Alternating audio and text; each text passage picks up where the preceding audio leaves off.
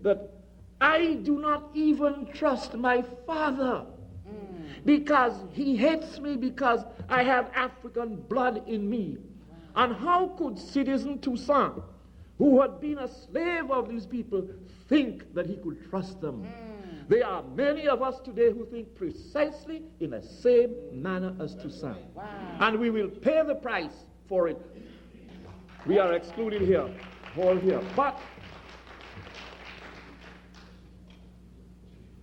Dessalines said,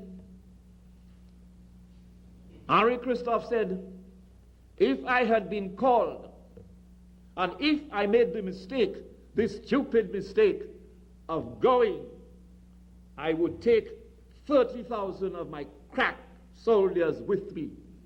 I would ring the headquarters, and I would tell my troops, if in 5 minutes I don't come out of here, burn the place down and kill.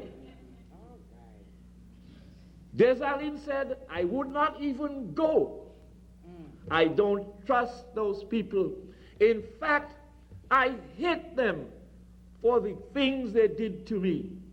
And in saying that, he ripped open his shirt and showed his front, his chest, and his back scarred with the whips and the blows of these French monsters.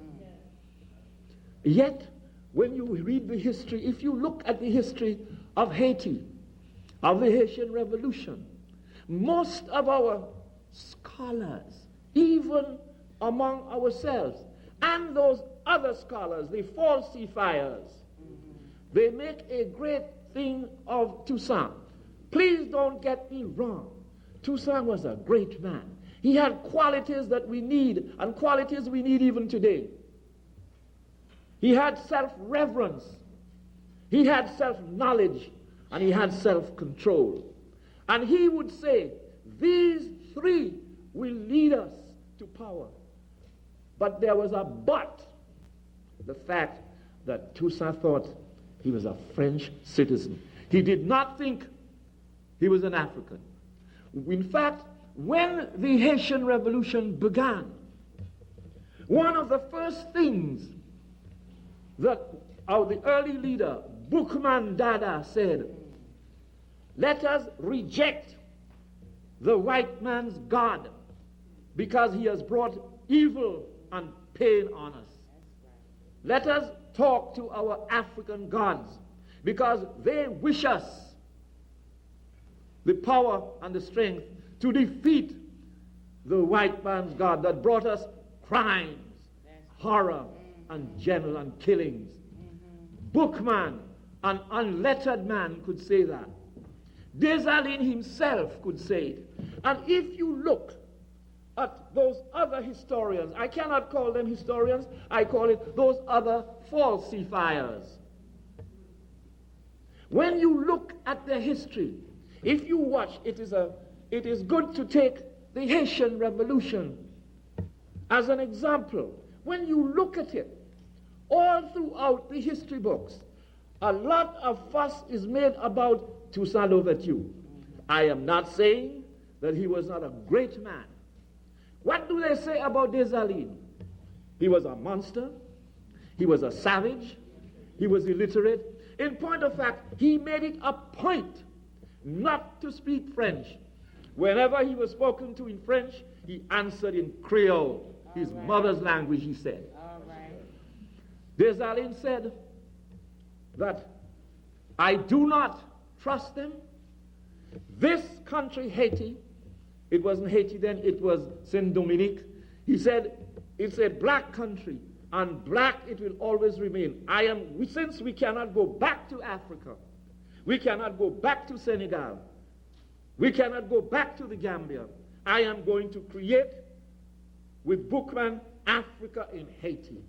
It's going to, because the country looks like Africa in a small way. So I'm going to create. There will be no masters and no slaves. And when he was the man that succeeded in winning that war, he, Dessalines, the man they hated, when they asked him, General, what is going to be our flag. You know what he did? He took the French tricolor, he ripped out the white, and he said, that's the flag of Haiti.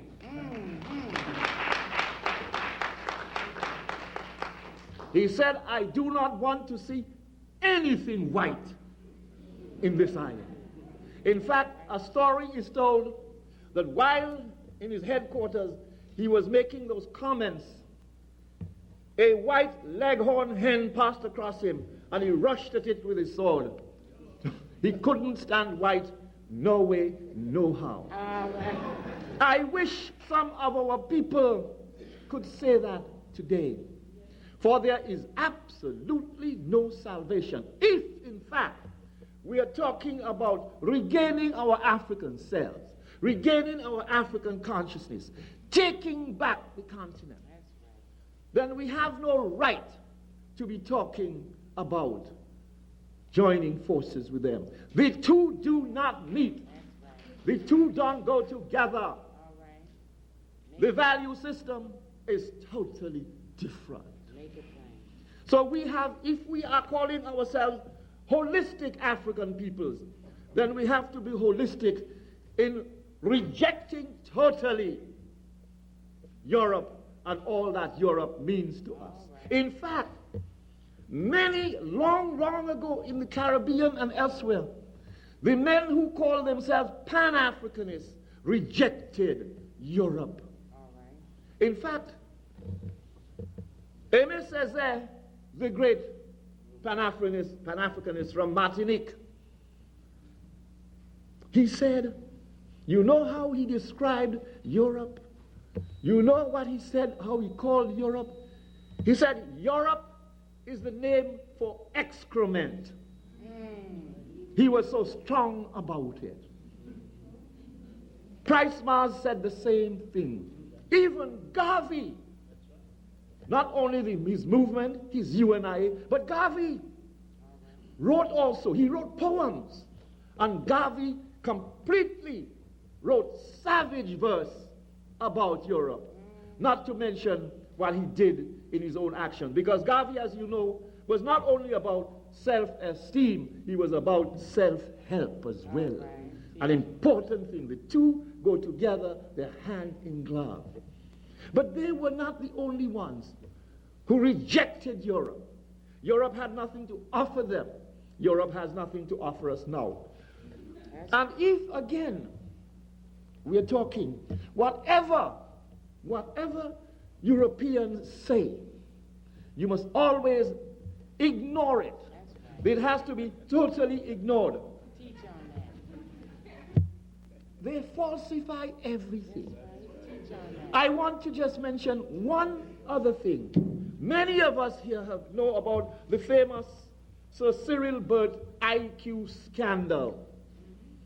The man falsified figures to show that genes play an important part in the IQ, in the intelligence of people. And since Africans had low intelligence, that they could not, in fact, and their genes could not produce people of high intelligence like Europeans. This man was one of the biggest frauds going. He was knighted by Queen Elizabeth, this queen's father, George VI, for all his findings on the IQ test. They proved false, fraudulent. There is his picture there. Sir Cyril Burt and the IQ fraud. That is to what lengths they go. He fabricated figures, statistical figures, that had no relevance in reality or truth. They behave like that all the time. We have to be aware of that. Not only that, it is the kind of racism, the out-and-out racism you find in European scholarship, the scholarship that deals with Africa. And if you look well, when we are talking about bringing in books, writing books, as Brother Maulana Karenga told us yesterday, we have to write. And as